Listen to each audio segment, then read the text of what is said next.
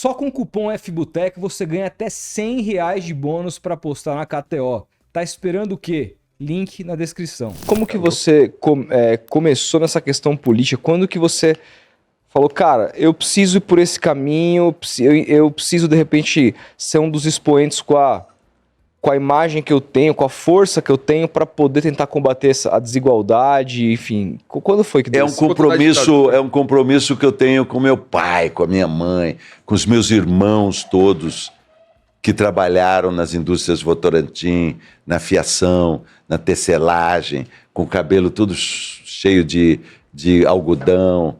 Eu trabalhei no hospital, eu vi as pessoas que chegavam no hospital que tinham perdido a perna numa explosão na fábrica de cimento. Eu trabalhei num hospital que servia à indústria Votorantim, era o hospital da indústria Votorantim. Então, eu tenho essa formação do operário, né? Minha família saiu da roça e foi para a cidade para ser operário. Então, meus pais e meus avós eram lavradores, trabalhavam na enxada. Então, eu fui criado debaixo de um pé de café,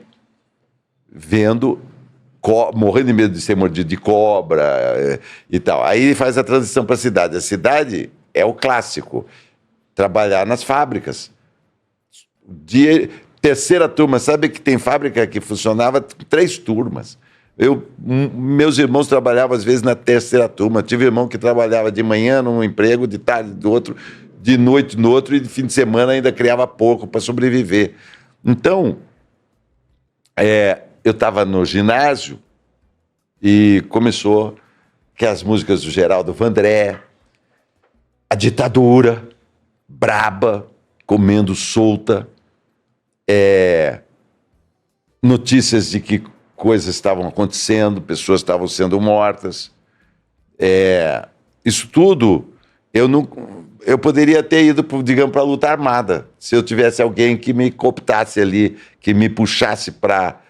Eu não faria isso, eu acho, porque eu estava naquela de ser o filho que ia cuidar da minha família, não podia ir para uma aventura. E também não tenho coragem física. Nunca fui uma pessoa de briga, assim, de porrada. A única vez que eu fui brigar com um amigo, eu era pequeno, ele me jogou no chão e me sufocou, quase me matou afogado. Se a minha mãe não aparecesse, eu ia morrer, o meu amigo ia me matar. Então, eu não gosto de briga física. Mas eu teria entrado para a luta armada. Mas aí a gente começava a compreender que a ditadura não era legal, que a gente queria liberdade, a gente queria, né? E eu estava no ginásio. Aí, quanto mais eu ando, mais vejo estrada. Mas se eu não caminho, eu não sou nada. Aí é Geraldo Vandré, né? Caminhando e cantando, e assim, aquela coisa. E a coisa do bairro de onde eu saí, né? Da minha ligação, acho que real mesmo, efetiva, né? Eu nunca pensei em ser político. Não. Aliás, pensei uma vez, vou contar essa história interessante. Eu saí, depois da não eleição do Lula... Deputado, não foi? Depois da não eleição do Lula em 89, que Lula perdeu daquela forma, né? o Collor... Aquele debate. Mesmo as pessoas que apoiaram o Collor, apoiaram o Bolsonaro, né? E sabe quanto sobrou no livro Caixa da Campanha do Collor, na mão do PC Farias? Sobrou 180 milhões de dólares. Olha como a direita investiu dinheiro na campanha do Collor, a ponto de sobrar 180 milhões de dólares. Caçador de Marajás. Caçador de Marajás. Isso também tem uma história com Lula e a carteira profissional sobre caçador de maracujás. Que o Lula falou no final do debate, pelo amor de Deus, né? Porra, eu fiquei insistindo para ele pegar a carteira profissional. Em 89, esse papo do que o Marçal fez aí... Eu cantei pro Lula, treinei ele, falei, dona Marisa, bota a carteira dele assim no bolso. Você sabe que o Lula abria o debate e fechava o debate, né? Por sorteio. Falei, você tem um pênalti no início e você tem um pênalti no final. Do início não sei o que você vai dizer, mas do final eu sei. Não era nem ideia minha, era um metalúrgico lá de Nova Iguaçu que me passou. Paulo, fala para ele tirar a carteira. Imagina se no final daquele debate o Lula pegasse a carteira profissional, azulzinha assim, e falasse assim, olha, Collor, você nunca soube o que significava isso aqui e tal. Qualquer coisa que ele falasse, tô com você. E pau, ia gol, né? Porque é um símbolo forte, né? Um elemento. Naquela época, Impacto, né? Seria um impacto genial. Até hoje, quando eu encontro o Lula, eu zoo ele com esse negócio. Falo assim, pô, Baba, ó, a carteira profissional teria sido importante naquele momento. Mas ele você não sabe nada. Ele esqueceu? Não é que esqueceu, ele acreditou mais em alguém da área política. Os políticos, eles não acreditam na gente, nos artistas. Eles gostam da gente apoiar eles, gostam que a gente faz nos comícios, mas eles querem que a gente levante para eles cortarem. E o poder fica com eles, porque eles que decidem. Né? Então, ok, é assim, eu não quero ser político. Aliás, ia contar. Então, depois daquela não eleição, aquela edição horrorosa do debate, eu sou especialista no debate. Destrinchei aquele debate, tudo quanto é jeito. Fui fazer manifestação na porta da Globo no dia depois do debate. Meu amigo Chaim fez o filme Beyond Citizen Kane, sobre Sim, pô, debate, filme que a gente assiste em universidade. Esse meu brother. Cidadão Kane, O brother Chaim Lutelski, que fez também o Morcego Negro, sobre o... Maldito Cidadão Kane, né? Que é a história da Globo, né? Mas você soube na época já que tinha sido manipulado ou depois? Não, a gente soube que O debate foi editado, né? Já o debate foi por editado. aí, O debate foi quinta-feira de noite. Vamos lá. O debate foi quinta-feira de noite. Eu assisti de joelhos ao lado do bispo de Nova Iguaçu, Dom Mauro Morelli, na casa de um amigo. O bispo fumava. O bispo estava doido. E aí... Fumava um. Não. Cigarro. Tá. Não. Você falou que tava Ele doido. estava doido porque ele estava tenso. Ele estava tenso. Você não tava na Dom Mauro Pantera. Morelli não fumava maconha. Se vocês querem saber. Dom Mauro morreu agora, ano passado. Aí a gente estava com a esperança da minha ideia pro Lula pro final.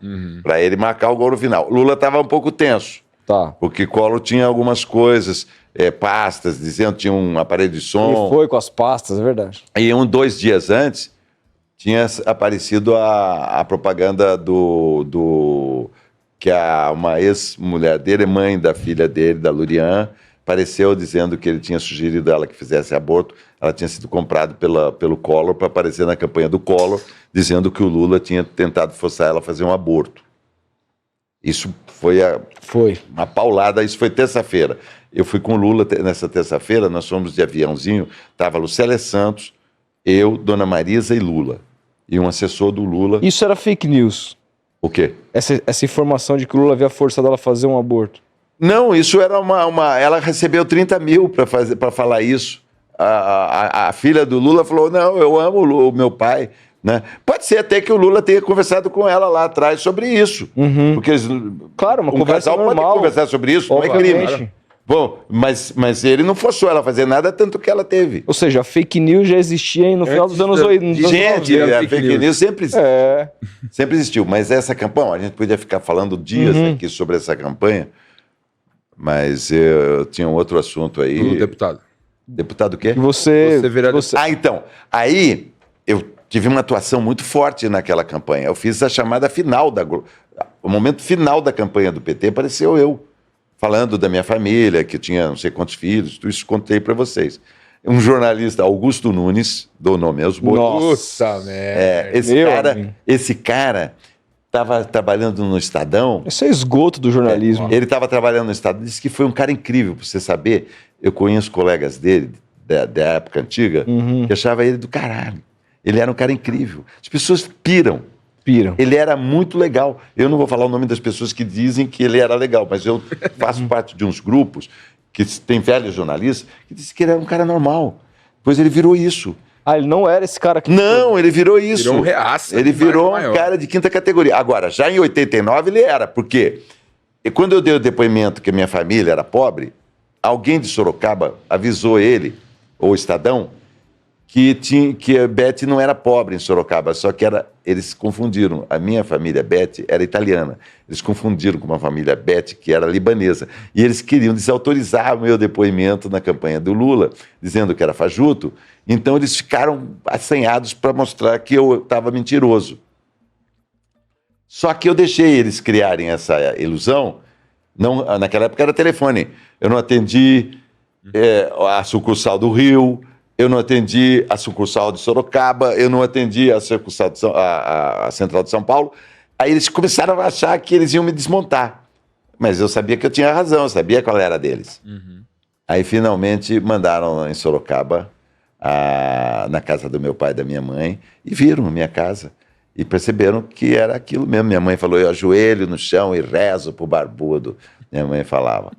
E aí eles não publicaram nada. E aí eu fiquei com uma bronca danada do Augusto Nunes. E sempre que eu posso eu falo isso e ele fica puto, porque é verdade. Que é um cara venal. Na hora que ele descobriu. Comigo foi. Porque ele mandou uma reportagem investigar se o que eu tinha dito era real. E quando ele confirmou e viu que era real, ele omitiu para não favorecer o outro lado, que era o meu lado. Portanto, ele foi desonesto comigo. Augusto Nunes, se você vê isso aqui, foi desonesto comigo. Então, aí ele fica puto, me xinga de canalha, não sei o que. Agora está aí, parece que nem a Jovem Pan, mas... Tá no limbo do... Limbo do limbo. Claro, Chegou gente... a sair na mão com o Glenn Greenwald, lembra? Num programa Na Jovem Pan. Pânico, sei lá. Não, enfim, doidou, né? Endoidou. Aí tem outros Bem componentes. que ali torço pela briga também. Eu torço pela briga também. Mas aí, deixa eu contar. Tá, E aí, computado. então, eu tava bombado e tal, e aí aconteceu o seguinte, saiu uma foto minha no Jornal do Brasil dizendo que eu poderia ser candidato a deputado federal e tal, constituinte, não sei o quê. Aí todo dia eu ia de bicicleta, assim, passava por cima de uma passarela para ir chegar na academia, e eu acenava, eu sempre fui meio popular, assim, eu gosto, não é falso, eu gosto que se eu estou na rua, alguém me vê e me reconhece, vai ser um momento de alegria para aquela pessoa se eu for simpático com ela. Claro. Então eu falo, quer tirar uma foto? Vamos tirar. Eu acho simpático. E sendo bom para ela, é bom para mim também. Sem dúvida. Cria um astral positivo para mim. Pô, sem dúvida, Tem cara. sua autoestima, né? Eu vejo uma pessoa na rua que, outro dia eu abracei uma senhora, ela estava feliz de estar ali, vamos fazer uma foto, vamos. Eu sei que isso vai ser um coloridinho, a vida é... Difícil. Bicho, todo mundo está com doença, nós todos vamos morrer, outro está com câncer, outro não sei o quê. Aí, me deram a chance na vida, alguma coisa aconteceu, que foi construída essa circunstância de eu ser hoje conhecido. E de eu poder levar alegria para as pessoas. Né? O cara que passa o lixo, ele grita, Cruzes! Ele está imitando o meu personagem. Sim. Aí tá tirando sarro da minha cara, filha da mãe. Cruz é muito... E aí eu falo assim, aí eu brinco, falo assim, que bom. Aquele cara vai chegar em casa e vai falar assim, viu o Paulo Betti, tirei sarro da cara dele, que legal, não sei o quê. Mas enfim, aí eu estava atravessando a ponte, tinha saído minha foto no Jornal do Brasil, achei que estava bem na foto, não estava vesgo, não estava nem com o olho fechado, nem nada. Eu falei assim, essa foto tá legal. Eu já estava um pouco candidato, né? Aí, ao invés de acenar pro cara, desci da bicicleta, fui lá e dei um abraço no cara. Aí eu falei, gente... Eu estou pensando muito quantas pessoas iriam trazer de votos para mim. Eu achei que não ia conseguir ser político.